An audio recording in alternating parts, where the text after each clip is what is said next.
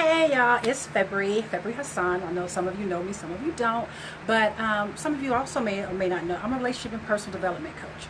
And ultimately what that means is that I have an underlying premise that every relationship we're having is a reflection of the one we're having with ourselves. And that our relationships ultimately are just barometers that kind of show us what some of our underlying belief systems are. So I tell all my clients and anyone that ever talks to me is there's nothing I'm saying is etched in stone. You can try it on, you can take it off. It's kind of like your dressing room. You can leave it here if you don't like it. But I do ask that you kind of try it on and see how it feels to you with some of the things I like to discuss. First of all, if you haven't read my book, that's Would You Marry You? An Introspection, you can get it on my website. Appreciate it. But we're not going to talk about my book today. We're really just going to talk about today about belief systems and payoffs. And one of the things some of my clients come to me that we talk about is that there are a lot of times we're playing the victim. We're not being authentic. We are acting as though someone has done something to us and that we are powerless to change it, and we allow ourselves to be in unhealthy, dysfunctional relationships and ultimately relationships that really don't serve us. And what I mean by serving us is that it doesn't cause us to be at our best selves, to our highest and greatest good, and really cause us to go greater evolution in life. We're stuck, we're stagnant, we're just dealing with something, or we're settling, as we often like to say. But the most powerful thing about recognizing that when you're in a negative relationship that is not serving you is that ultimately there's a payoff for you being there. And many of us like to say, oh, we have all these excuses. We like to use them as excuses that we're the victim, this person isn't being good to us, we're such a great person, and something's just happening to us. I call bullshit. No, nothing's just happening to us. There's a payoff as to why we're there. And oftentimes those payoffs don't look so pretty. So we don't want to own them. We don't want to be honest about them and say, you know what? There really is a payoff to me being here. And oftentimes, again, as I just stated, those payoffs are not always so pretty. So say, for instance, hey, Michael, thank you for joining me. One of those payoffs oftentimes, I'm going to give you a relationship scenario. I'm going to kind of just throw it out there for you. Say, for instance, your relationship with someone that could be cheating on you, that is verbally or mentally abusive, and you're staying, and you know this doesn't make you feel good, but yet you're staying. And a lot of times, I'm going to give you a scenario. The payoff may very well be financial. This person pays all the bills, so you stay.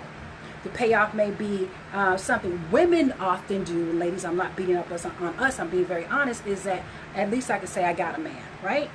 How many times have you heard that? Another payoff may be, and again, it doesn't sound very pretty, is that, I don't want to have to start over. So you stay. So those are just some payoffs that are in negative and dysfunctional relationships that we tolerate and we deal with, but we don't really own and say to other people or ourselves while we're staying there. Financial reasons, societal pressures, but we look good together. To the outside world, we're perfect, knowing damn well you're dying and you're drowning. But yet we stay. And those payoffs are something that do serve us because we get to have them. I'm not saying they're good payoffs, but they are true to us. And what happens is when we look at that, there's an underlying negative belief system that goes with those payoffs. So using the same payoffs in the same relationship scenario, a payoff or a belief system attached to some of those payoffs could very well be that, one, you have to admit that you're afraid of being alone. And you have a belief system that there isn't someone out there for you. You believe that, quote unquote, like you said, because I'm using a woman, all the good men are taken. So you have that belief system attached to that payoff. You're staying in a negative relationship with someone that abuses you because you have an underlying belief system that all the good ones are taken. That's a negative belief system. You can have an additional negative belief system and say perhaps you have children and you don't want your children exposed to someone else. And it is a truth and it is a reality, not a totality of a truth and a reality, that there are people that abuse and molest children. So you may have a fear-based belief system that if I leave my current partner, someone else I get with may very well abuse my children. That is a reality that happens, but you believing that it's going to happen to you is a negative belief system that's holding you in a negative relationship. Are you guys kind of following me on the way I'm showing you where payoffs and belief systems hold us victims or allow us to play the victim in relationships that don't serve us? So if we want to move outside of negative relationships, in particular negative relationship patterns, we have to begin to, one, be honest that there is a belief system a negative belief system that's attached. And there's also a payoff that we have for being there. No matter what that payoff is, there is a payoff for being there, and it has nothing to do with the other person. It's everything to do with us, and we are the ones who are charged with changing those patterns. But the first thing we have to do is be honest. Be honest that we're staying with somebody because of finances, because of societal pressures, because we don't think we're good enough, because it's comfortable, because it's familiar. Those are various payoffs outside of not being good enough. I'm sorry, that's a belief system. Outside of those other things, those are payoffs for being there. And we don't tell those other people. Who says, oh, I'm with this person because, they have money. We rarely say those things, right? Even though it's true. Or I'm with this person because it looks good to everybody else and the outside society thinks I have it all together and that's why I'm staying. We don't admit those things out loud, but those are payoffs for us being there, and they end up hurting us in the long run. But again, there's negative belief systems attached to every payoff when we're in negative situations. In order to change those types of belief systems, we have to get to the root of it. Again, we have to, one, admit to ourselves. You don't have to admit to anybody else in this world that you're staying with someone because of societal pressures, or because you want to admit that you have a man, or because it looks good, or because they're paying the bills. But you do have to admit to yourself that that's what you're doing if you want to change what you're getting, what you want to change the outcome. And then once you admit that there is a payoff there for you being there, so that means you remove the victimhood. The moment you say, there's a payoff here for me staying in this relationship, you remove the victimhood. And when you remove victimhood, you start to step into a place of empowerment.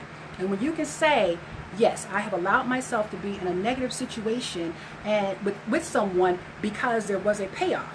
Now I can start dealing with the underlying beliefs behind that. And once you can deal with the underlying beliefs behind that, then you can start changing those belief systems. So it's a step-by-step process, as we always say. Admitting is the first step, right? But once you can admit it and look in the mirror, look at yourself and say, why am I here?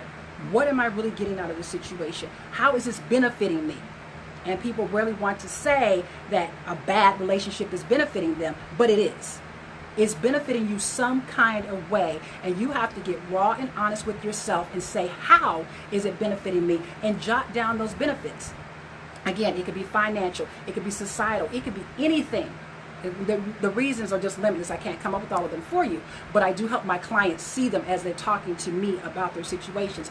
But again, you have to first be honest and say that there's a payoff and stop playing the victim.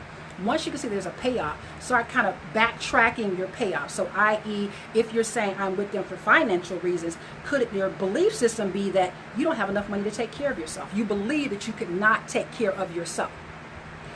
Could you possibly believe that you're not good enough? And that's why you're staying with someone only for finances and they're not good to you. So again, you have to really be honest about, okay, what is the belief system attached to the payoff? Once you can get there and start jotting those down, then we can kind of go some more tips and tools and techniques to help you continue to flesh that out and really look at that. Because I will tell you, something that comes up is called cognitive dissonance. When you have a belief system, beliefs are gathered from everywhere.